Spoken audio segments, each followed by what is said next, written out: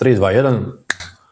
Ove nedjelje igra se posljednja utakmica prvenstva u kojoj ćemo saznati tko će na kraju osvojiti titulu. Iako je Hajduk na 3. mjestu, vjerovali ili ne, može čak i Hajduk postati prvak. Kakva je vjerojatnost za tim? Ajmo mi pogledati situaciju kako stoji na ljestvici. Dakle, u ovom trenutku Dinamo je prvi sa 62 boda, drugo je Rijeka sa 62, a Hajduk je treći sa 60 bodova. Ukoliko na kraju isti broj budu imali samo Dinamo i Rijeka, Rijeka će postati prvak jer ima bolji međusobni omjer. No, međutim, na koji način Hajduk može osvojiti ligu, odnosno na koji način može biti prvak? 3 su mogućnosti. Za početak imamo najlakšu utakmicu od svih, i od Dinama i od Rijeke. Mi gostujemo u Šibeniku koji je već postao praktički drugoligaš. Čak bez ovog praktički. Postali su drugoligaš. Ja da sam igrač Šibenika, znači nekakva puštanja i one nekakve gluposti koje su se sve kružile ovih dana, odnosno u prošlom kolu, vidjeli ste da to sve otpalo. Tako da pitaš igrača Šibenika, naravno da žele pobijediti Hajduk. Zašto ne? Igraš posljednju utakmicu, ako ništa drugo, igraš za čast i za svoj klub. Bez obzira što nisi primio plaću, pitaj Boga kad. Igraš i za sebe, između ostalog. Ako Hajduk želi biti prvak, sljedeće 3 varijante bi se trebale poklopiti. Prvo i osnovno, u sve 3 kombinacije Hajduk mora pobijediti Šibenik. Dakle, ajmo vidjeti prvu opciju. Treba pobijediti Šibenik, a Rijeka i Dinamo izgube od Slavena i Šibenika. A Rijeka i Dinamo krivo izgube od Slavena, vidiš krivo piše, čak Večernjak piše krivo, i Varaždina. Druga varijanta, ako Hajduk pobijedi Šibenik, zatvori krug sa Rijekom i Dinamom na 63 boda. Vidite, to je isto bilo pitanje kako je moguće da Hajduk sa 63 bodova istim bodovima kao Rijeka i Dinamo, kad ima slabiji međusobni omjer sa Rijekom. Može zato što se tada ne gleda samo Hajduk i Rijeka, nego se gledaju i Hajduk i Rijeka i Dinamo. A u tom nekakvom trokružnom bodovanju Hajduk ima 12 bodova. Rijeka čini mi se ima 10. Takva su pravila. I pod broj 3, ako Hajduk pobijedi Šibenik, Rijeka izgubi od Slavena, a Dinamo remizira sa Varaždinom. Ako se dogodi da Rijeka odigra X sa Slavenom, a Dinamo izgubi od Varaždina, onda je Rijeka prvak. Dakle, nama su ove 3 opcije.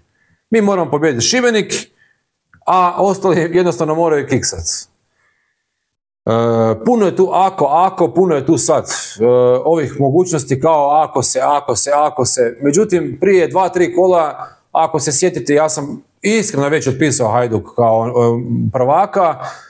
I dalje je to teško po ovoj nekakvoj logici, po nekakvoj ovoj matematici. Međutim, kako je bilo cijelo prvenstvo, ne bi me začudilo da se opet dogodi nekakvo iznenađenje, jer i Slaven Belupo i Varaždin se bore za Europu, žele postati 4. ne bi li ušli u konferencijsku ligu, odnosno u kvalifikacije za konferencijsku ligu. Hajduk tu može igrati i Europsku ligu ako završi kao drugi, međutim tu se mora dogoditi to da Rijeka postane prvak i osvojiti kup. Dakle, Rijeka mora biti dvostruki, znači mora uzeti i prvenstvo i kup. Tada Hajduk igra Europsku ligu. Jesmo sad sve kombinacije zvrtili? Mislim da jesmo.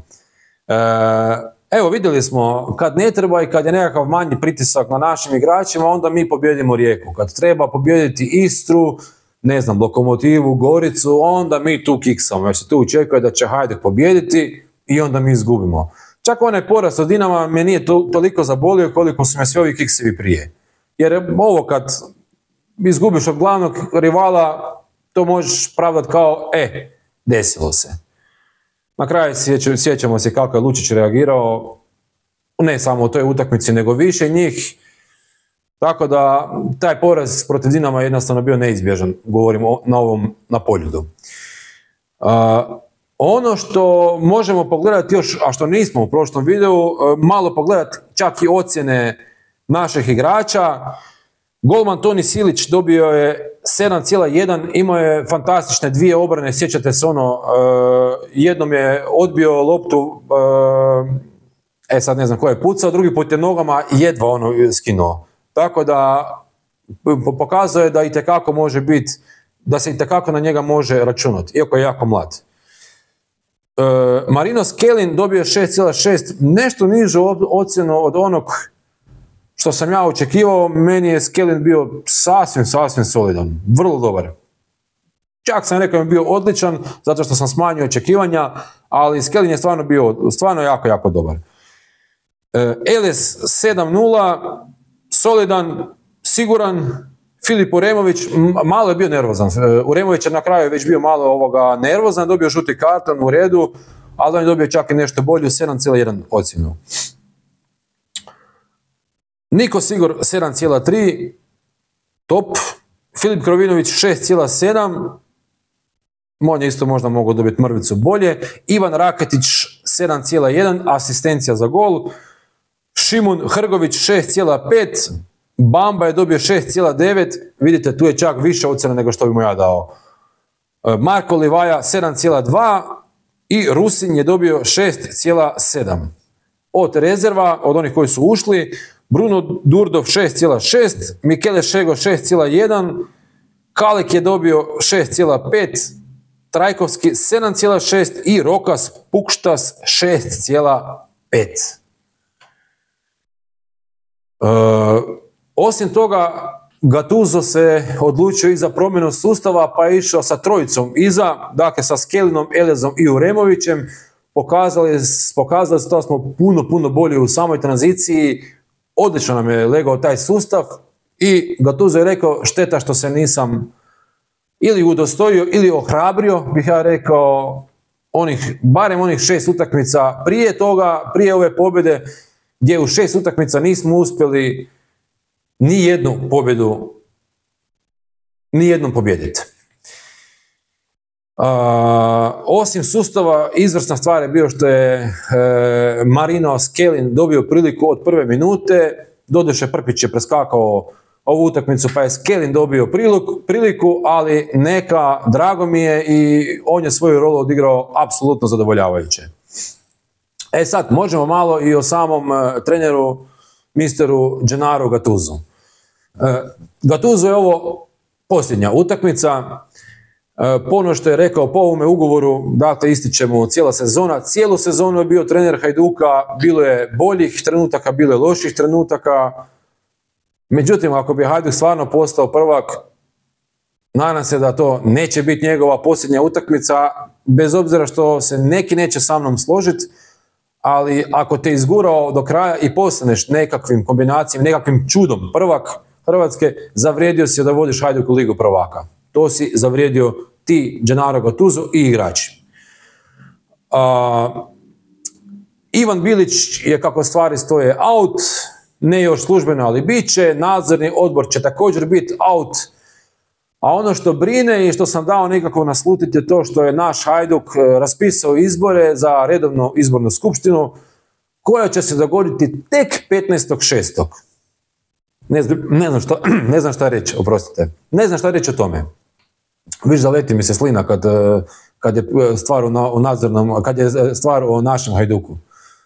Ne, nisam protivnik našeg Hajduka, šalim se naravno. Ali da se pogriješilo i da se zakasnilo jako, da.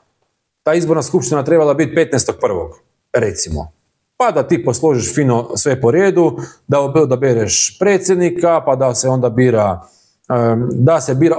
nadzorni, pa da se odabere predsjednik, pa da se ide sa sportskim direktorom koji će očito isto postati bivši, pa da sportski bira trenera. Ti sad cijeli taj ciklus biranja ćeš valjda do, 15.9. završiti, gdje će sezona već biti ohoho.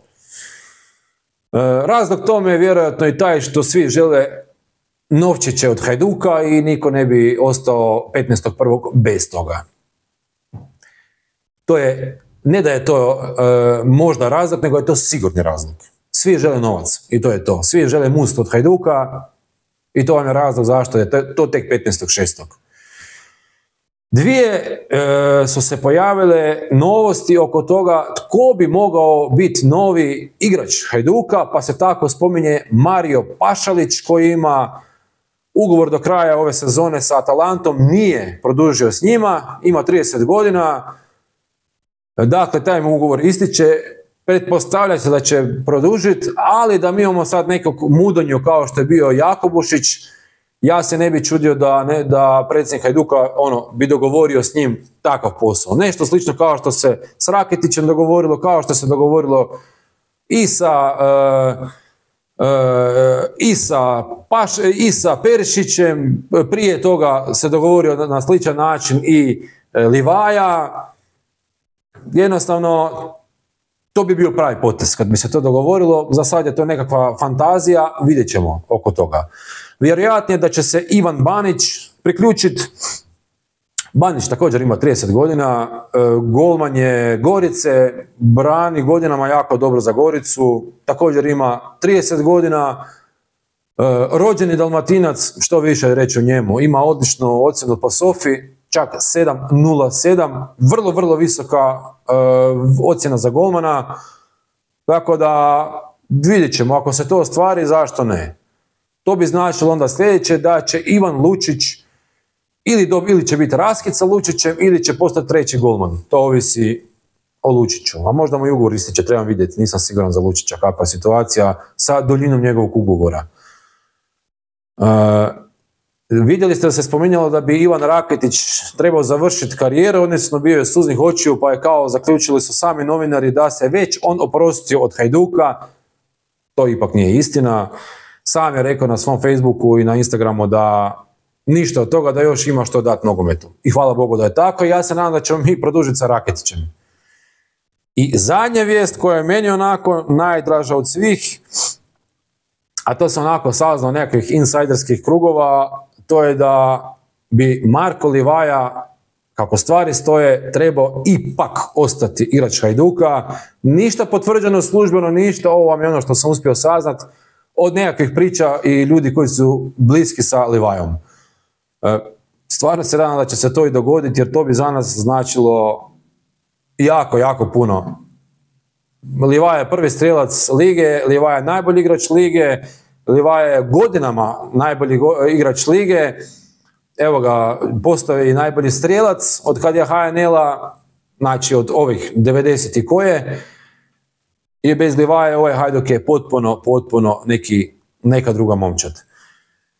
Pišite vaše mišljenje o cijelom ovom videu, puno sam tema načnuo, a mi se vidimo na najavi utakmice sa Šibenikom. Bye bye!